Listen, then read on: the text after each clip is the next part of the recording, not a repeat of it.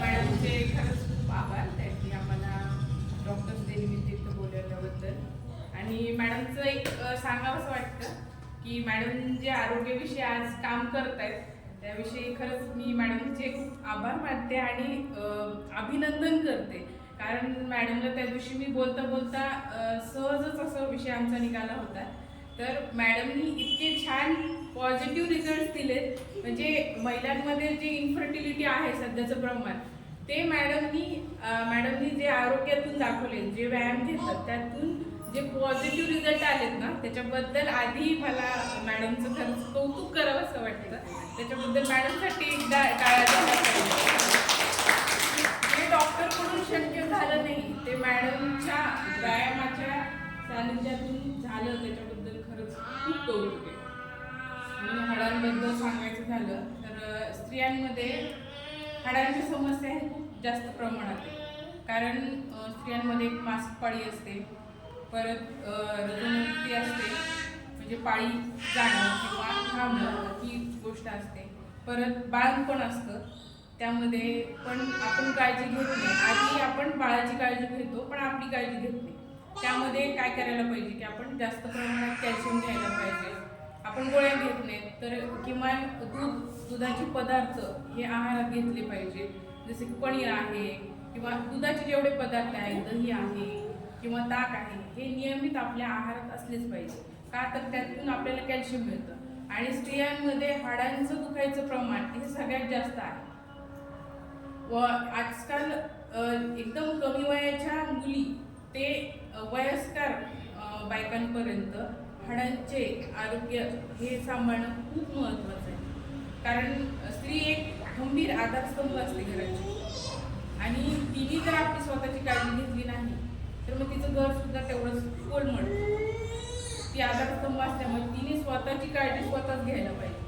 कारण आपली काळजी कोणीही घेत नाही, कोणीही घेत नाही, आपण स्वतःच घ्यायला पाहिजे. त्या बाबतीत खरंच स्वार्थी व्हायला पाहिजे स्त्रियांनी. त्यासाठी मी सांगते की थोडं आपलं आरोग्यामध्ये सुधारणा होण्यासाठी की मॅडम जसं व्यायाम घेतं तसं कमीत कमी क्लासला नाही जरी आले तरी घरी व्यायाम करायला पाहिजे.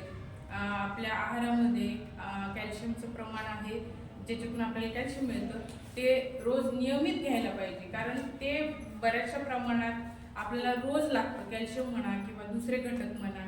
आपल्याला डिफिशियन्सी कशामुळे होते? कारण आपण घेत नाही डाएटमधून, त्या आपल्या रोजच्या आरोग्यातून, आपल्या रोजच्या आहारातून घेत नाही. म्हणून ही काळजी घ्यायला पाहिजे स्त्रियांनी. आणि हाडांची काळजी घेत असताना आपण जसं म्हणतो की दोन प्रकारचे आपण जेवण असतो, की एक व्हेजिटेरियन एक नॉन व्हेजिटेरियन.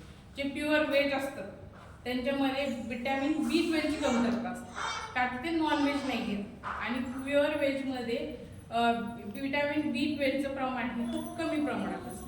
त्यामुळे ते आरोग्यात आपण कसं घेता येईल ते बघितलं पाहिजे. अजून जे नॉन व्हेजिटेरियन आहे त्यांनी पण एक अशी काळजी घ्यायला पाहिजे की आजकाल आम्ही बघते की जे अति प्रमाणात नॉनव्हेज खातात त्यांच्यामध्ये सुद्धा हाडांच्या समस्या खूप जास्त प्रमाणात, की त्यांचे छोटे छोटे जे आहेत हाड आहेत तिथे सूज येणं, त्रास होणं, त्यांचे हाड म्हणजे असं हात सुद्धा ओळत नाही, एवढ्या जास्त प्रमाणात सूज असते. छोटे छोटे हाडं दुखत असतात, तिथे सूज असते. परत हे कशामुळे होतं की अति प्रमाणात नॉनव्हेज खाल्ल्यामुळे जे युरिक ॲसिडचं प्रमाण आहे ते वाढत असतं. आणि ते जे युरिक ॲसिड्स असतं म्हणजे छोटे छोटे क्रिस्टल्स असतात जे की नॉनव्हेज वाटे आपल्याला शरीरामध्ये जातात, आणि जे लघवी वाटे बाहेर पडायला पाहिजे ते पडत नसतात. ते कुठे जमा होतात की छोटे छोटे जॉईंट्समध्ये जमा होतात. त्यामुळे तिथे सूज येणे, त्रास होणे, त्या जे जॉईंट्स दुखत आहेत तिथे लालसरपणा येणे आणि सूज येणे हे कॉमन असतं त्यामध्ये. तर त्यासाठी आपण काळजी काय घ्यायला पाहिजे की रोजच्या आहारामध्ये आपण चहा घेतो, नॉर्मली डिकॅशन घेतो किंवा दुधाचं घेतो, तर त्यामध्ये काय करायला पाहिजे की अद्रकीचं प्रमाण आपण वाढवायला पाहिजे.